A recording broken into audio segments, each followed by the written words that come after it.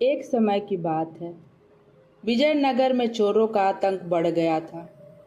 राजा कृष्णदेव राय बहुत चिंतित थे। उन्होंने तेनालीरामा से कहा, तेनाली, हमारे नगर में चोर इतने निडर हो गए हैं कि वे किसी के घर में घुस जाते हैं।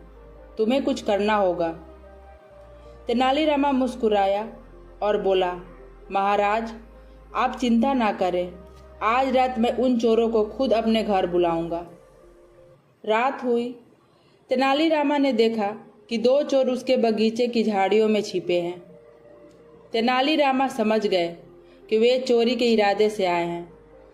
उसने अपनी पत्नी से जोर जोर से बात करना शुरू किया ताकि चोरों को सुनाई दे। उसने कहा, सुनो, आजकल चोर बहुत बढ़ गए हैं। मैंने सोचा है कि हमें अपने सोने चांदी के गहनों वाला भारी संदूक अपने बगीचे के कुएं में छिपा देंगे। वहां कोई नहीं ढूंढेगा। चोरों ने यह सुना और बहुत खुश हुए। उन्होंने सोचा, आज तो लॉटरी लग गई।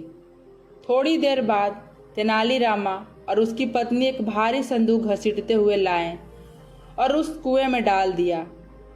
संदूक गिरते ही धप की आवाज आई।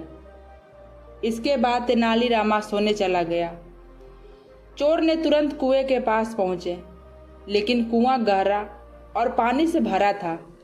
उन्होंने तय किया कि वे सारा पानी बाहर निकालेंगे, तभी संदूक निकाल पाएंगे। वे पूरी रात बाल्टियों से पानी निकाल निकाल कर बगीचे के पौधों में डालते रहे। सुबह होने वाली थी।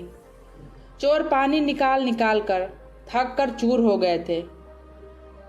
अंत में कुएं के नीचे उन्हें संदूक मिला।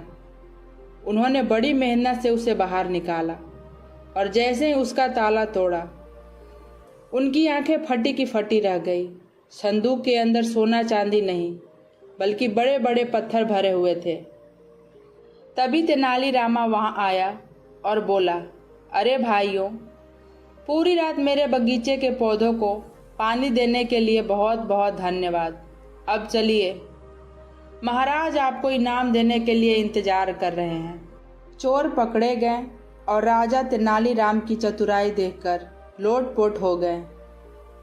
यह कहानी से हमें यह सीख मिलती है, बुद्धिमानी से बड़ी मुसीबत को अवसर में बदला जा सकता है।